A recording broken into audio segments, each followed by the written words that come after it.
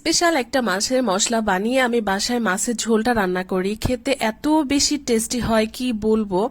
আপনারা যদি একবার ট্রাই না করেন তাহলে কিন্তু মিস করে যাবেন। আর এইভাবে মাছ রান্না করে আপনি যাকেই খাওয়াবেন সে সারা জীবন মানে অনেক বছর পর্যন্ত এই মাছ রান্নার স্বাদ তার মুখে লেগে থাকবে। মাছের পাতলা ঝোলটা কিন্তু আপনারা অনেকভাবেই রান্না করে থাকেন, কিন্তু আজকে একটা সিক্রেট মশলায় আপনাদেরকে মাছের ঝোল রান্না দেখাবো। মাছের ঝোল কিন্তু অনেক সময় রান্না করলে ভালো লাগে না, কিন্তু এইভাবে যদি মশলা দিয়ে মাছের ঝোলটা বানান, আপনার মাছ থেকে যাবে, আপনার ঝোল শেষ হয়ে যাবে, ঝোল নিয়ে টানাটানি পড়ে যাবে।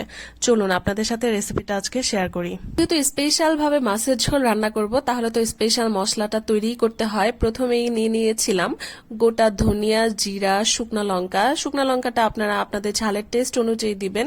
আর 2টা এলাচ দিয়ে একটু ভেজে নিচ্ছিলাম। এরপরে দিয়ে দিয়েছি 2 চামচের মতো পোলাওয়ের চাল। স্পেশাল মশলার এই যে বৈশিষ্ট্যগুলা এক এক করে আপনারা দেখেন আর অবাক হয়ে যাবেন যে এইভাবে মাছ রান্না করলে এত বেশি কিভাবে টেস্ট হয়। একবার যদি ট্রাই না করেন অবশ্যই কিন্তু অনেক কিছু মিস করে ফেলবেন, পরে কিন্তু আমাকে দোষারোপ করতে পারবেন না। মশলাগুলো কিন্তু ভেজে নিয়েছি, কিন্তু পুড়ে ফেলিনি, খেয়াল করবেন ভালো করে। এরপরে গুঁড়ো করে নিয়ে এখান থেকে আমি 1 চামচের মতো গুঁড়া মশলাটা তুলে রেখেছি। এরপরে আবার পেঁয়াজ কুচি ও গোটা রসুন দিয়েছি। এখানে আমি দেশি রসুনের কোয়াটা ব্যবহার করেছি। এটাও কিন্তু একটু করে ভেজে নেব।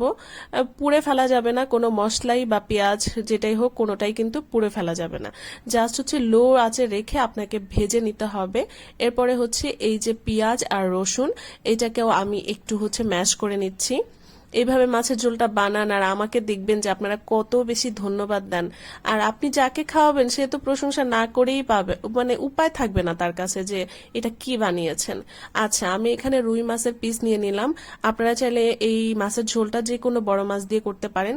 এরপরে লবণ নিয়ে নিয়েছি, হলুদ গুঁড়ো আর মরিচের গুঁড়োটা নিয়ে এখন একটু ভালো করে সুন্দর করে মেখে নেব। একটু সময় নিয়ে ধীরে ধীরে কিন্তু মেখে নিতে হবে।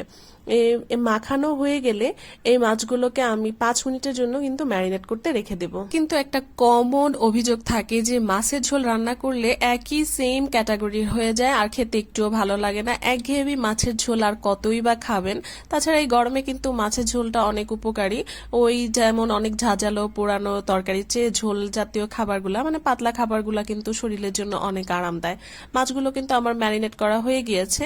এখন আমি অপর পাশে চুলাতে কড়াই বসিয়ে দিয়ে এখানে আমি 2 কাপ পানি দিয়ে দিব আর দিয়ে দিব 2 চামচের মতো তেল।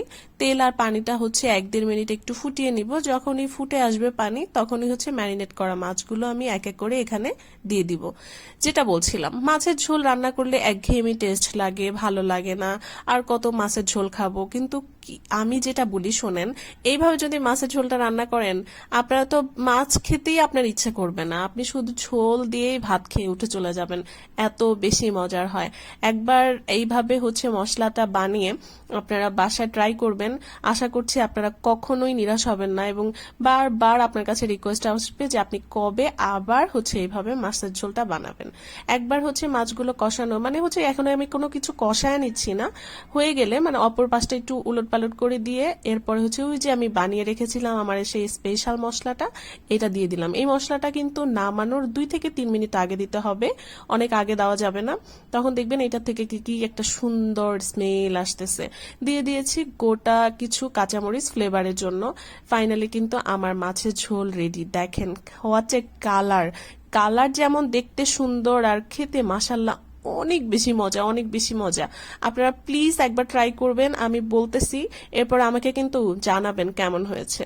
তো রেসিপি কেমন হলো জানায়েন, আর ভালো লাগলে একটা শেয়ার করে দিন। দেখেন আমার কিন্তু মাছ রয়ে গেছে, ঝোল শেষ। ওকে, আজকের মতো বিদায় নিয়ে নিচ্ছি। আল্লাহ হাফেজ।